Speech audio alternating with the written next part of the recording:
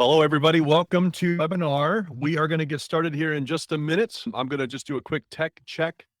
If you would post in the chat message, if you can hear me, where you're connecting from, let them know the city, the state, I don't know, something fun like maybe the organization you work for or what the weather's, anything like that. We'll just do some small talk in the lobby there in the chat room as we get ready to get started.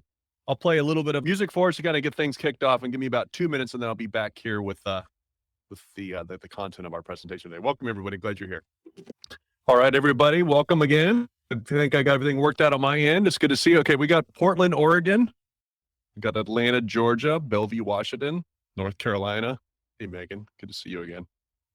Let's see. We've got Carissa, Daniel, Rod. I'm in San Diego, California. Had a nice morning this morning. Hope everybody's doing well. Fort Texas with hope. Phoenix. That's great. I don't know who wins the furthest away award, though. Buffalo, New York. Welcome, everybody. We're glad you're here. We're going to get started here in just 1 minute. I'm going to give a little bit of time for everybody to connect. I am glad you are here. This is a webinar. I am making of course, the slides and everything available. I have some resources for you, but my goal here today is to teach you something and to give you something for your time. And that is, of course, what you are all here to do is to learn. So I'll make sure you have access to these slides, but also throughout these slides, there'll be a few places where you can scan a QR code, you get a free resource, and then I'm going to make myself available if anybody wants to have any questions in a one-to-one conversation, or if you want to, jump back into another Zoom session and discuss some things. Happy to do that for you. We'll have some Q&A at the end as well. I'm James, the CEO of Rally Corp. Right at 10 o'clock. Want to honor your time and get started here. You should be able to download these slides, but do me a favor and don't jump too far ahead. You're going to take away my thunder. If you haven't yet, I'd love for you to connect in where you're connecting from. I've got some cities and some things going here, but if we're at a conference together face to face, which I hope to be soon enough, I know some of them are starting to open back up again. One of the first things we would say is, hey, where are you from? Or what do you do? So just tell us where you're from, what you do. I keep this chat log, and it's just fun to see where everybody's connecting in our office. And when we had an office, now we're all working from home, but in our office, we used to have a map and we would put pins on it. Different colors for those that would attend events, and then of course colors for customers. And it was fun to see the world come alive there a little bit. So it's just fun to keep track of where everybody's from. All right, yeah, post in chat there, and then let me tell you a little bit about the goals for today. With every event, we'll talk about that specifically around fundraising events. We want to have a goal, and I'm going to teach you a framework today, and that's actually the very first point is goal, and we'll talk about what that looks like. So I want to make sure I'm clear on my goals for you.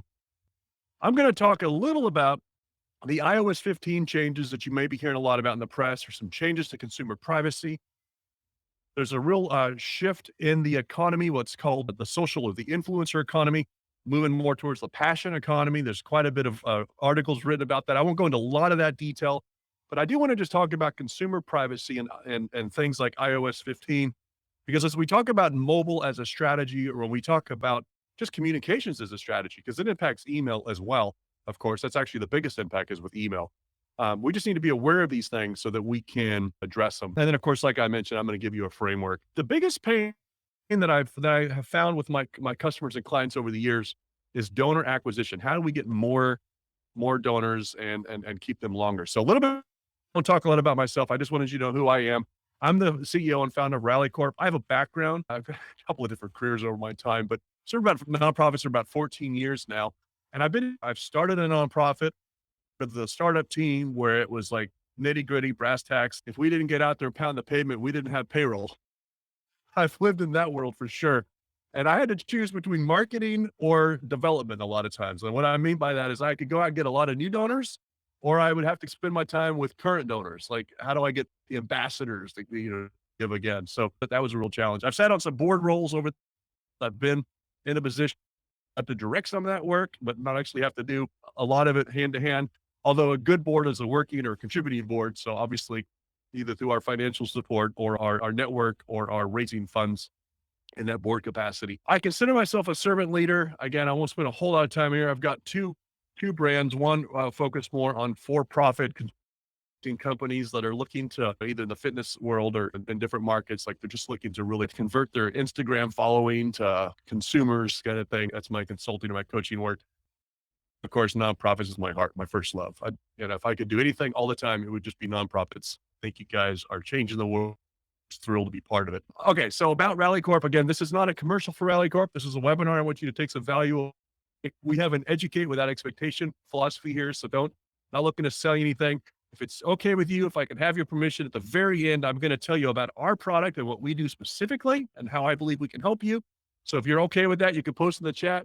That's fine. Thumbs up. Give me a thumbs up on that. But I'd love to, just with your permission, tell you a little bit about my company at the very end, but this is not a commercial. I want to make sure I give you some information you can take away with you, whether you become a customer or not. That is never the goal. Starting with the free resource, if you scan the QR code, or if you're in the States, if you text the word webinar to the telephone number 24365, 24 hours a day, 365 days a year. So just text webinar to 24365 or scan that QR code. We've made available an SMS checklist. Now you could quite literally take this mobile checklist out into the market as you're looking at different solutions, including ours, and compare, work through some things and just some different tips and tricks that would be helpful for mobile. So that's specifically, I'm going to talk about video and mobile and other things in this webinar here, not just texting, but that's specific to what a core part of what we do here at Rally Corp. All right. So let me ask you the question. First poll question. When it comes to fundraising events, what's your biggest challenge? And if you just post in the chat what your biggest challenge is, I have an idea what that is. I built this webinar in part because of that, what I've seen over the years, but I just want to hear from you. What are your biggest challenges? And I will tailor the content and we'll come back to this. I want to make sure. So small team, big to-do list. Anybody else relate to that? Getting people to come out. Okay. Getting them to actually show up. I have a gentleman I used to work with all the time. He's like, push out, be there at 6, push out. It was funny. Keeping it simple. Oh, wow. That's a big one. Yeah. I probably struggle with that one for sure. Securing sponsors, getting people to come, engagement, actually raising the funds. Yeah. Small list of volunteers. Yeah. So you guys, sounds like a lot of smaller teams needing big impact or big, you're spending an evening of your life at the event, but of course, weeks and weeks in preparation for the event, lots of money. You want to make sure you get a good return on that investment, return on that time. Okay. We'll hit all those for sure. I've got a talking points that I'm going to modify one based on just securing. It's a great and being innovative, Diane. That's a good thing to think about. All right. So I'll make sure that we hit on those two specifically. iOS 15. If you're not familiar with iOS 15, if you are, you can post in chat and I'll shorten it down a little bit, but here's the big idea. Apple's leading the way in consumer privacy, some changing attitudes that the consumers have around. For a long time, we were willing to give up some of our privacy and participate in some social networks, which is great. And we would be willing to, post our location and our favorite barbershop, post pictures of our kids but there's been a real shift and polarization, as you guys, I'm sure, if familiar with, in the political landscape and in the view of big tech. And it becomes very divisive. And more consumers are quite concerned about what data is being tracked. Now, some of this is a result of data being stolen or different events that you've heard about in the news, but there's been an overall sense of consumers of saying, hey, wait a minute, what do you know about me and why do you need to know that? So definitely been some changes. We've seen this first show up in the European kind of countries or areas with GDRP, and then we see that coming, of course, in California. It's a big deal. And we'll see that a lot of times these areas lead the way and consumer changes to privacy. Now, what that means to us is that, for example, if you used to go to the system to see how many people were opening your email, wow, we got a huge boost in people actually opening my email. So that's because now the operating system on your phone actually opens the email automatically. It's a little pixel that gets planted. So they're really kind of messing with the data a bit. Like every email automatically gets opened. Consumers now have the option in their iPhone settings to obfuscate or to hide their actual email address. So they can now send and receive emails without giving you their actual email address, which is a big deal. So really what we want to do, and this is where it builds in what it means to do social network. And I don't know if you've ever experienced this, but if you've ever sent people to your website, and I did this for years, come to my website, my Facebook, come to my website and follow me on Instagram, follow me on Twitter. Like I was pushing people to all these different channels, trying to keep them connected, these different places. Now I can't get to them unless I'm paying an ad or it's really a pay to play. So now I built this entire audience. I have a client that has 2 million followers on Instagram. And it used to be we could post something on Instagram and we would, generate $200,000-$300,000 in revenue fairly quickly. Now you post something on Instagram, you get $20,000-$30,000 in revenue, which many of us would be quite happy with $20,000-$30,000 in a day of revenue off of Instagram. But it's just an amazing change to the algorithm and how much we have to spend to actually monetize that group of people. So I often say it's akin to building a house, a $5 million mansion, for example, on rented or leased property. You would never do that. And yet if we build our audience on social network, a lot of times it can feel like we're actually just building an audience on someone else's platform that we then can't get back to in front of them. So what I want to do today is I want to teach you a framework that you can apply to any technology. Specifically, we're going to talk about mobile because that's my background, it's my experience, and I'm a mobile guy. But we're going to talk about a framework that you can take away with you today and apply it to any technology. But we're going to focus on mobile, and we're going to show you how mobile can help you move an audience from social or from email into mobile. And what you want to do at the end of the day here is we want to demonstrate that we can take an individual like James. We can have them opt into our newsletter, our email sign up, because we should be doing email. We want to have them like us on Instagram, of course, and follow us on Facebook and do all the things social. But we really want to have an intimate relationship. We want to activate that donor in such a way that they say, you know what? You can have my contact information. I want to hear from you. I want to be part of your story. And we call that the give framework. So I'm going to do some talking points here. I want to teach you something that's easy for you to take away. So we're going to start with G for give. And then if you have questions, of course, you can post them as you go in the questions tab, and I'll make sure we hit on that in the yeah, okay, so I already have a question, so this is great. Yeah, so in person or virtual. I'm gonna show you mobile for both in person or virtual. I think hybrid is here to stay for a season. A lot of us are doing in-person events now, of course, but we also wanna expand. I'm recording in-person events for a fundraiser that I'm part of, so we're actually recording it. So it's not only can you participate the day of, but we have it on a loop where you can participate really indefinitely. We're pulling material out of that to build a reel. So I'll talk more about that if you guys have questions at the end. So let's jump into give. Now, with any event, be it in person or virtual or hybrid or any combination thereof, we always want to start with goal. Um, Now that seems like a no brainer. Of course, we want to start with goal, but I can't tell you how many conversations I have a day, and I have dozens throughout the week with organizations that come in and they say, hey, we want text to give, or hey, we want to use video, or hey, we want to do mobile, or we want to do this thing. And I just say, hey, what are we trying to accomplish? What's the main point? We want to be really clear on that because we're not going to come in and just like apply mobile and then try to change your goal to fit mobile. Like we want to use mobile only if it actually accomplishes your objective or your goal. So we want to be very clear on the onset with a goal. Now, with all my coaching clients, I say you can't hit what you're not measuring, and you really have what you're aiming for. So we got to have a goal. We got to be clear. Now, with an event, that could be new donors. It could be reactivating past donors. It could be activating a team of ambassadors. It could be covering our operational overhead. We had an event with a nonprofit that I'm part of where we just literally told the group, there's 100 of you here. If 25 of you gave X, we would cover or committed to X. We would cover our operating overhead for the next 12 months. So we're looking for 25 people to step up, become ambassadors. And to do that, the rest of you guys can bid on these different things and do these different, just participate. But we're looking for specifically 25 people. And our goal was to come away from that event a lot closer to our goal of having our annual budget covered by a group of people. Now, the budget was a couple 100,000. So that was, a little easier to do than some of the organizations that we work with now. But the idea was just to be really crystal clear on your goal and to invite people into that, to let people know what your goal is. Let them know you're trying to rebuild the stadium or that you need a new electronic system or whatever it is that you're looking to do. Repave the basketball court. Like you want to have a goal. You want people to be called to that goal and people want to believe and belong to that process. So when you invite somebody into a story, and this is where we start to tie in some mobile aspect. When you invite people into a story, you can clarify whether they're the hero themselves as the donor, like they're the ones that are really making this possible, or maybe they're simply just a guide coming beside the collective we, our team and them, and together we're going out into the world to make a change. And just I want to remind us that people give through us, they don't give to us. So what we want to do here is we want to create an environment where we invite people to come into our story, and video is a fantastic way to do that. We actually just rolled out a new video tool and it's completely free. If you want to use it, just I'll send you a link to it. You'll be part of an email here in a bit where you can see it. But we believe in video so much. We want people to use video that we're making it completely free. And we can put a little donate button or a little call to action on the video itself. So when you're talking in the video, like up pops a button, someone can click on it, takes them to your website.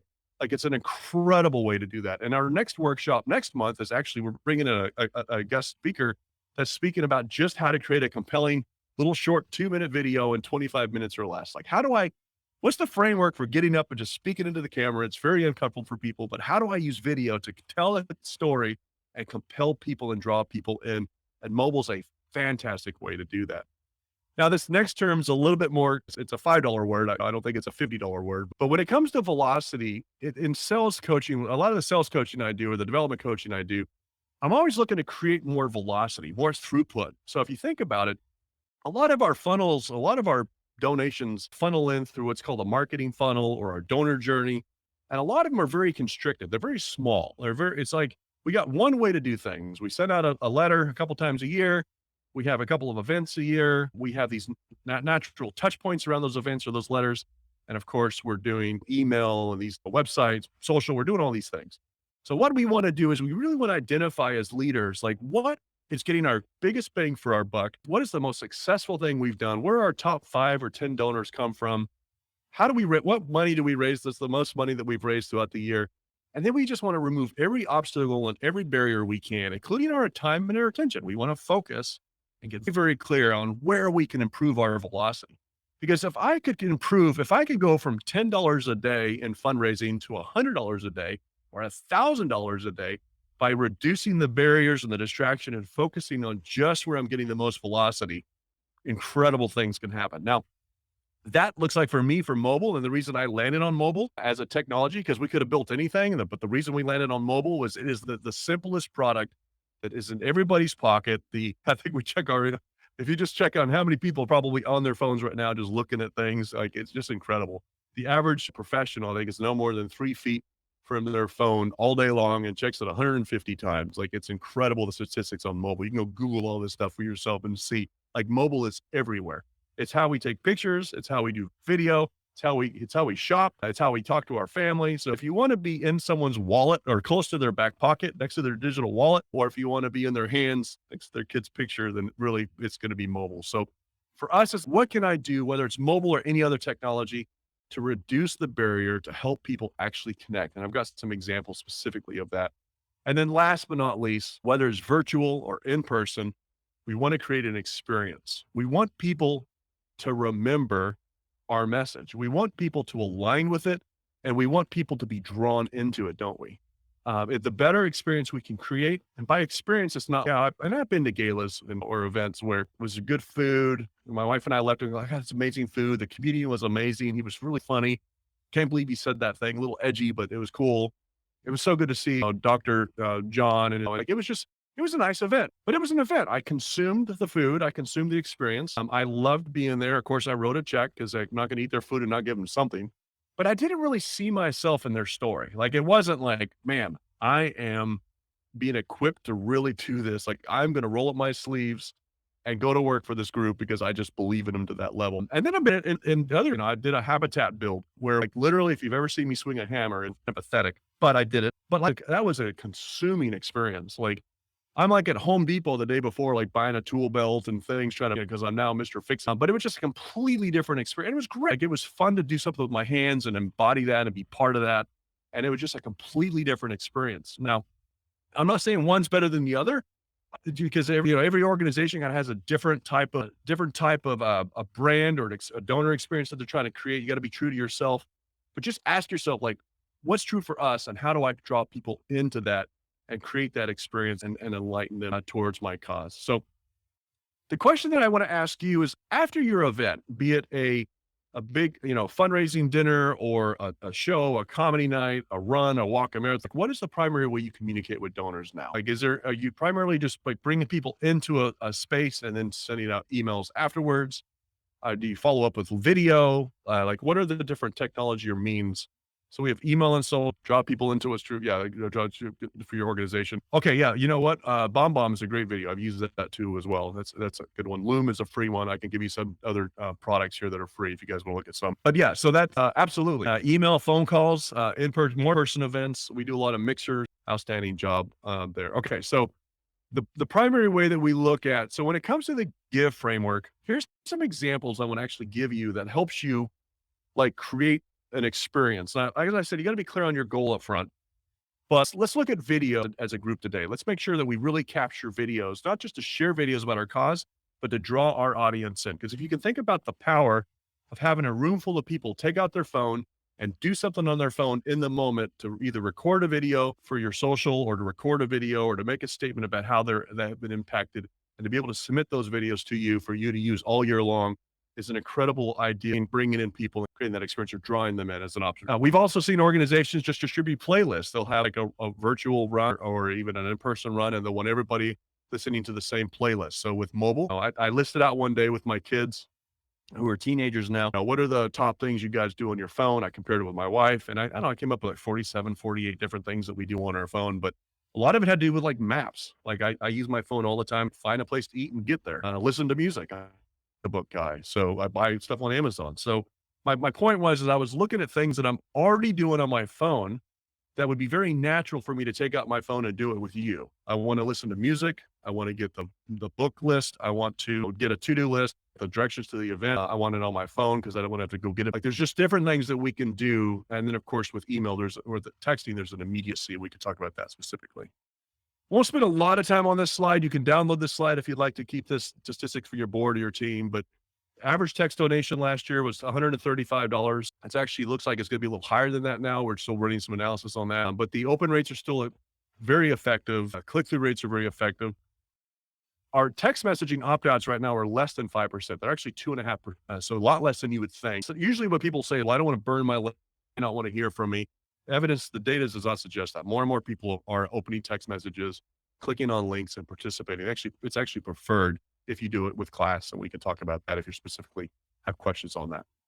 All right, so we want to keep donors engaged. Mobile is a great way to do that, whether you're using like a short code, which is just a 5-digit phone number, like ours is 24365. So whether you're doing something like that, it's a little bit more, has like more of a robotic feel, which has its pros and cons. But whether you're using just a regular dedicated phone number or a number that shows up in their phone when they text you, it actually shows who you pick up the phone call.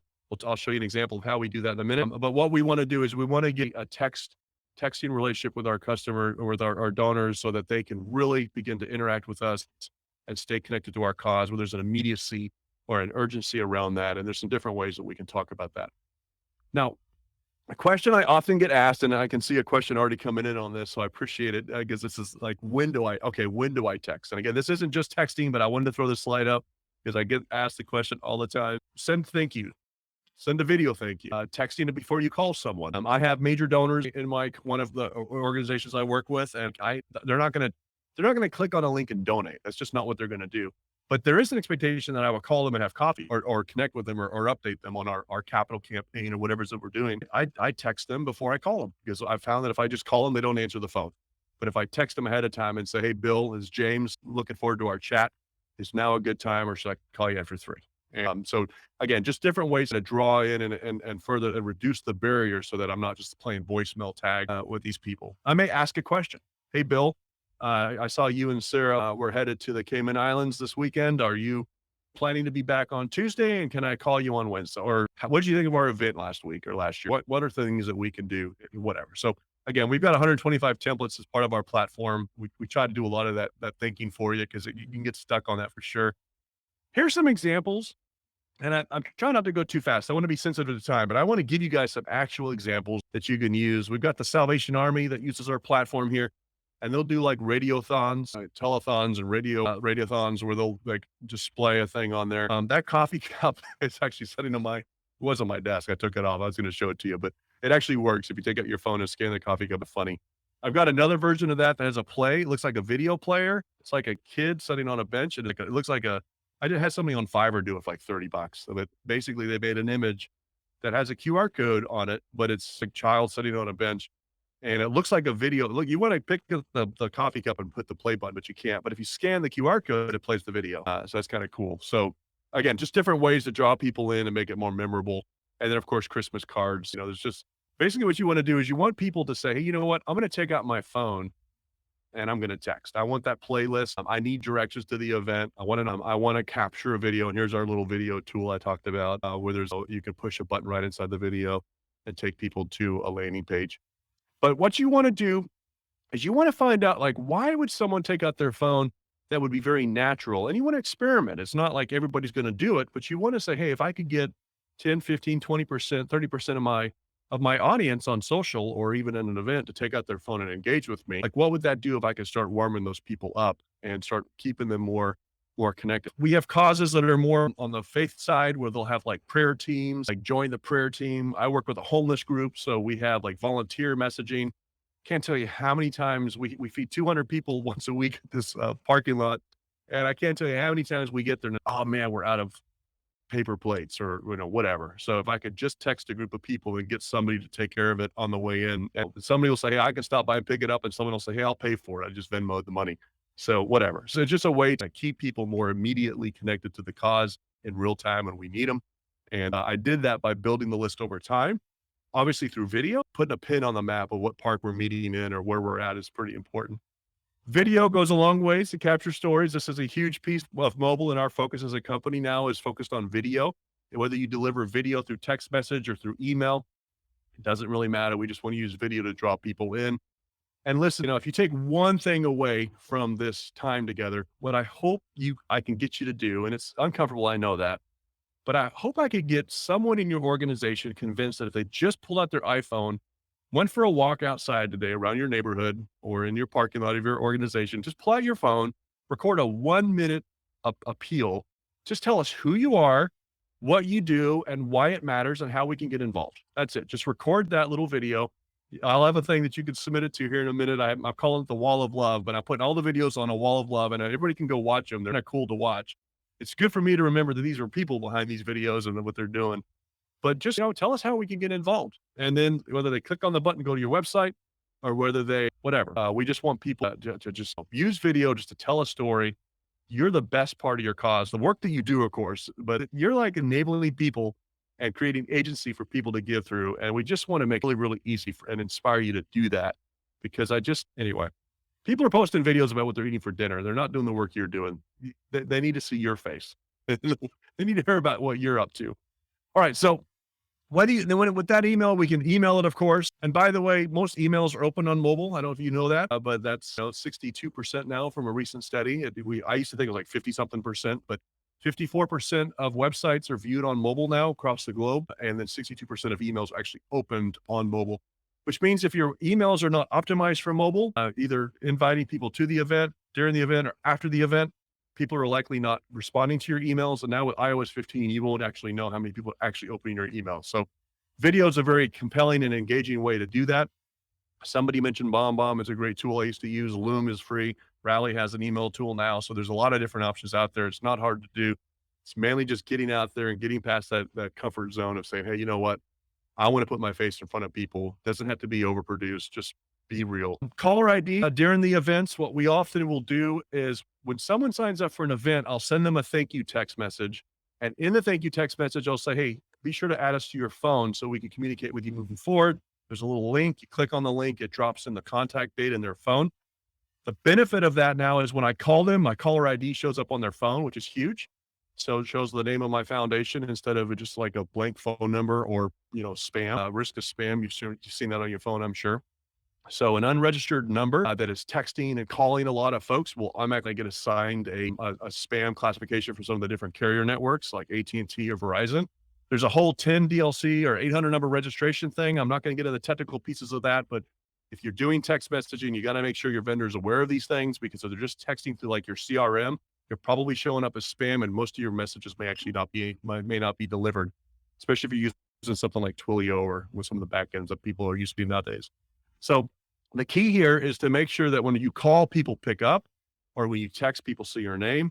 And to do that, you just want to get a nice little card on their phone, and we can help you set that up if you're on our platform. It's part of what we do with our customers. But we want to make sure that people actually know who you are and are aware of you. So when someone registers for an event, the very first thing I do, one of my goals is to make sure they stay connected to my cause and that my future emails that I'm sending people are not going to spam. And the way I do that is to make sure I'm actually a contact in their phone, that there's some stickiness there. Because once you're in someone's phone and they're Google contacts, for example, Google's less likely to forward you to spam because you're a contact. So there's just all kinds of reasons why we want to be on someone's phone permanently. And then, of course, naturally, we talked about velocity, but we just want to make it easy for people to donate. Scan the QR code, text the word to 24365, click on a button. Like the easier we can make it for people before, during, and after an event to actually give to us, the better. Now, Some of our events, we want to get pledge forms because we're doing checks. And some of our events, we have a thermometer. So we want to see people hit a certain goal. There's different ways to go about this, but everything at the end of the day, we just want to make sure that people can take out their phone and participate at some level, be it either watch the video, download the thing, click on the link, make the pledge on their phone, make the bid on their phone. Like, we just want to reduce every barrier. And this is true for in-person and external. Unless you're taking phones away from people at the door, they're going to be on their phone during the event. They might as well be part of the event on their phone. So there's some different ways that we can help you do that, and that we've seen successful. Okay, so if you want to see the video, an example with or without the space, doesn't matter. It's a 24/365. You can watch a little video and that little player button. That's customer of ours, one of the first ones to use our new feature there. Now, I promised you at the end, I'm going to give you guys I'm going to handle some questions here in a minute. I see some questions coming in. I'm going to make sure we have time for questions. But we handle all of this through the mobile, through our platform. A lot of times people, well, do I text on my phone, on the director's phone? Like, what do I do? Well, Rally has an app. You log in on a website, and like you check your email, I'm sure, where we have an inbox where people can manage it all in one place. And then some of the things that we're doing, just not a commercial, but we really believe that there's some smart ways to send text messages that are more personalized and segmented based on the audience without, breaking the bank. So there's some certain things that we've done around some artificial intelligence or some language, again, out of my pay grade. I don't speak too much about it, but basically here's the idea.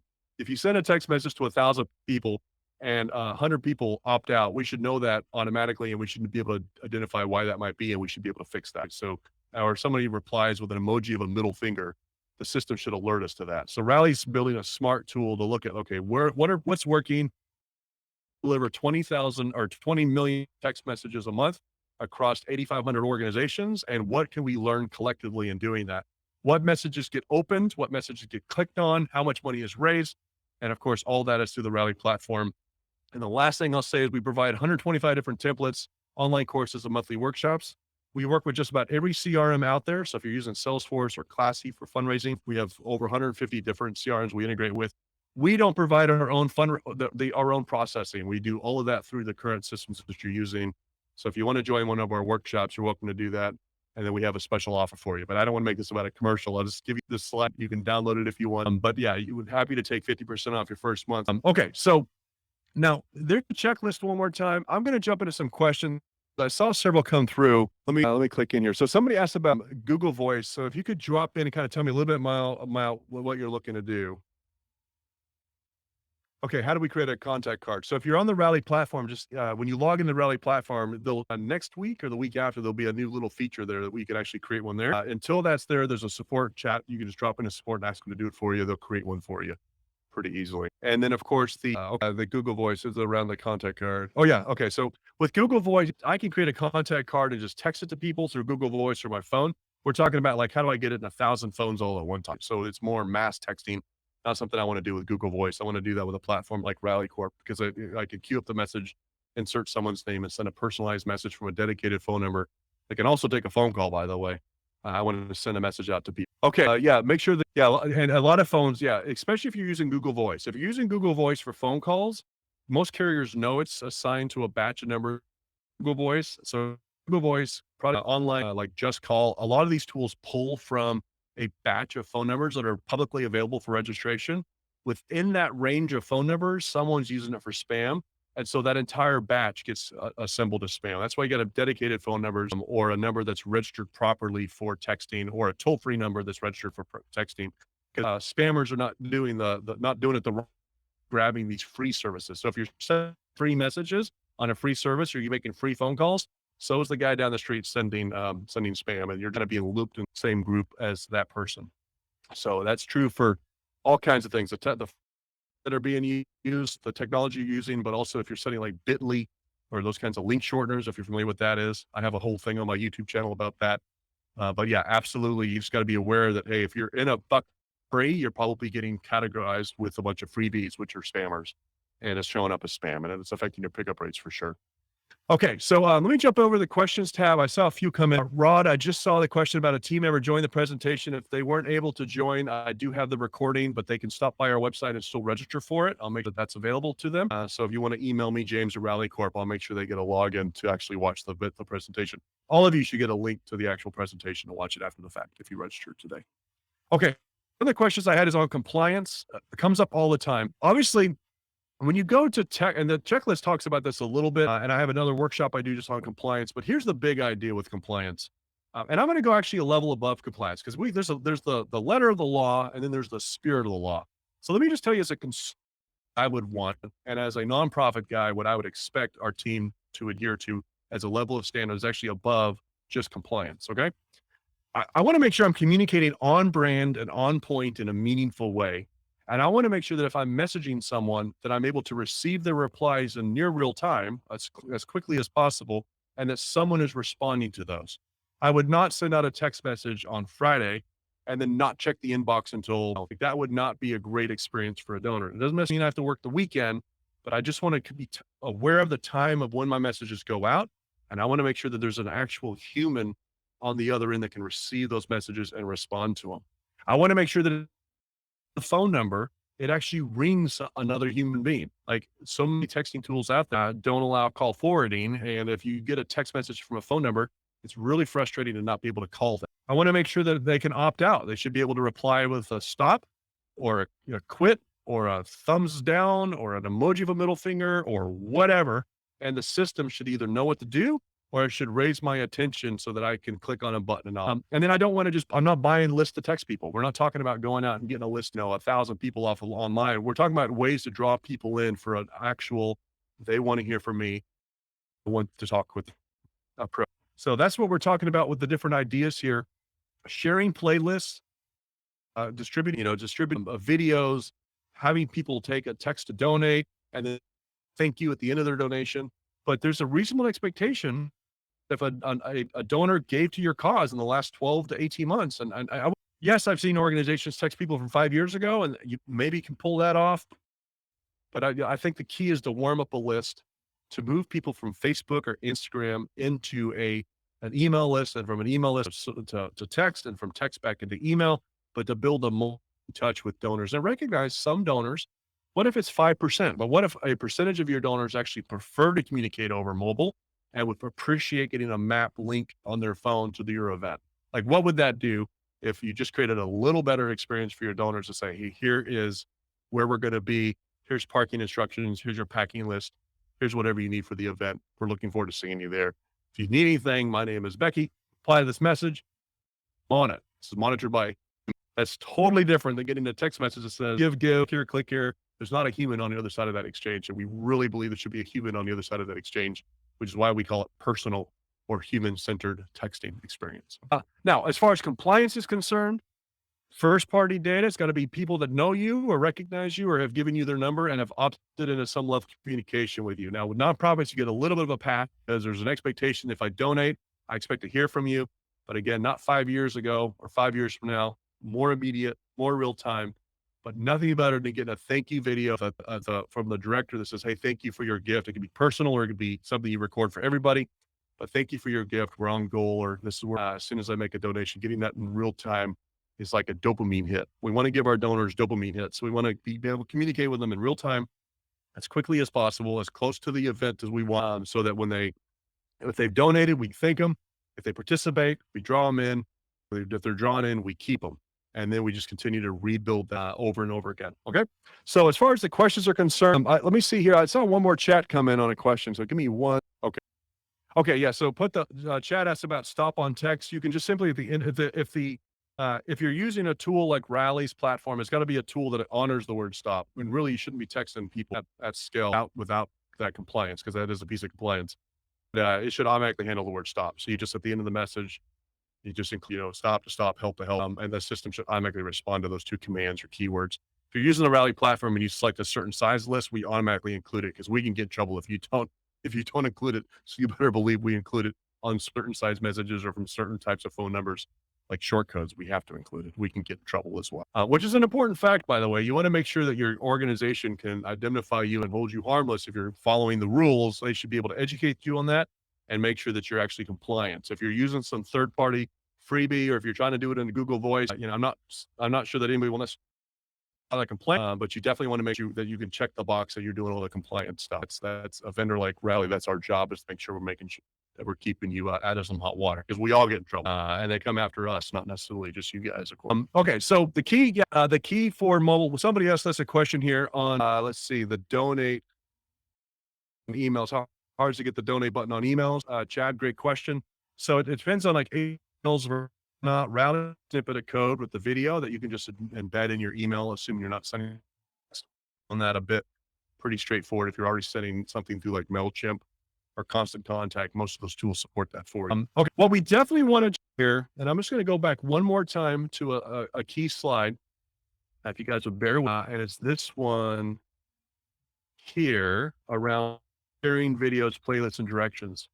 As I saw two questions on this, so I want to make sure I come back to what you're looking for here is just to take out your phone and invite people to participate and actually get involved. Like, well, you want them to take some action on their phone. If every single action is always donate, then it's just solicitation. And all you're doing is bombarding people with solicitation, and you'll definitely see an increase in opt-outs over time.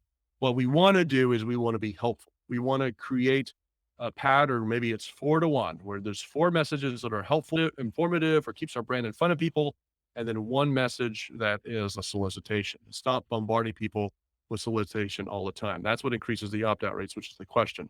What we have found super helpful is when organizations see mobile as a way to communicate helpful information about their cause, what they're working on, how you can get involved, and they're sharing videos or rich media or text or pictures or anything like that, where they're sending this information out on a regular cadence to keep their audience aware of who they are and top of mind. So it might be something like, and we've seen this work quite well. It's like, hey, we have a recipe of the month club. We have an organization that serves an older demographic, and they quite literally have people that are in their 70s, 60s, 70s, and 80s that are texting, and they've got hundreds of them on their list.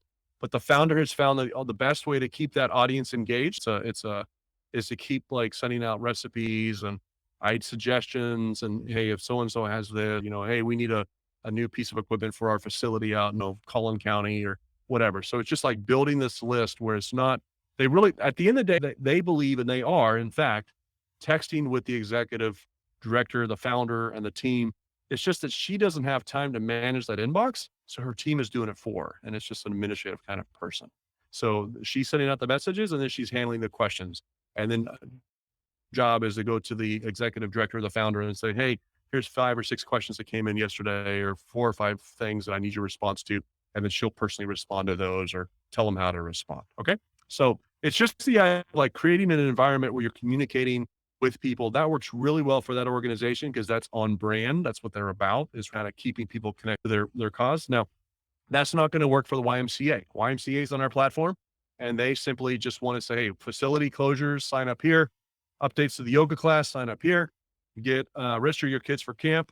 Get alerted if there's a closure for camp. There's a big gala or the big fundraising event this weekend. You're welcome to register. And as you register, you get text messages. So those text messages include playlists or maps or videos or whatever it is that they want to inform people on.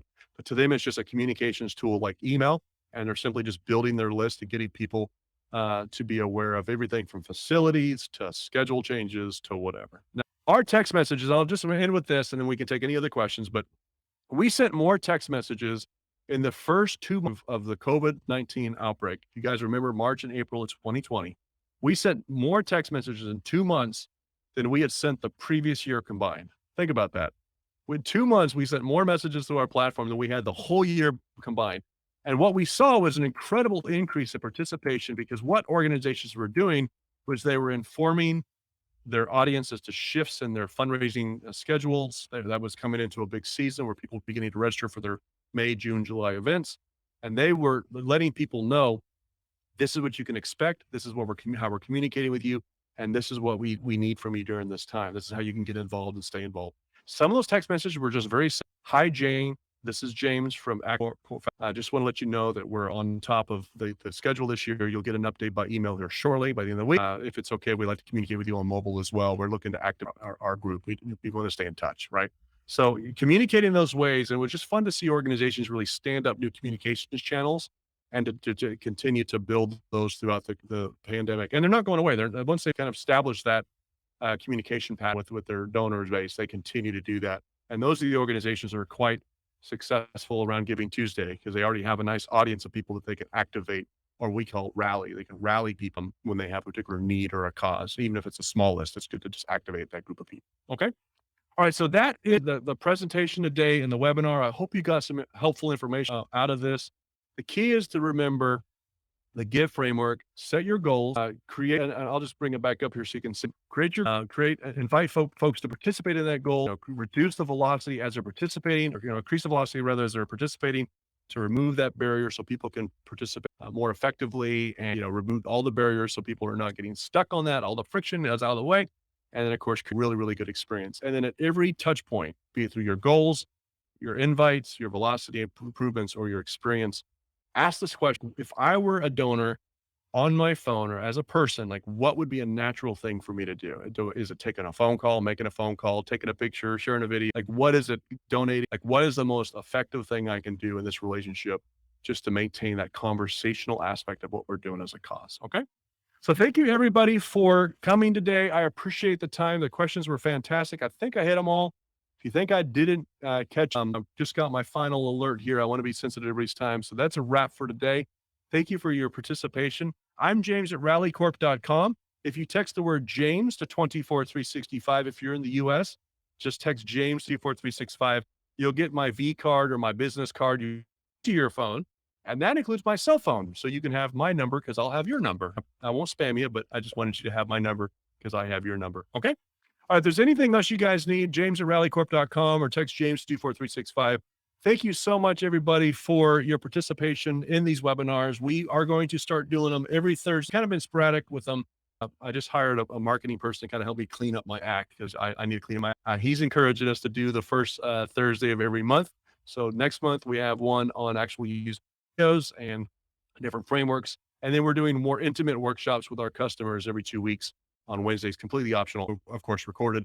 But if you want to show up at a workshop and say, hey, my goal is this, we'll help you go to work on that. And there'll be other people like you in the room that can help as well. So we want to create a community of like-minded individuals that are really about mobilizing folks in this challenging time that we all face ourselves with. So stop by rallycorp.com to learn more. Everybody have a great and pleasant day. Thanks again for coming.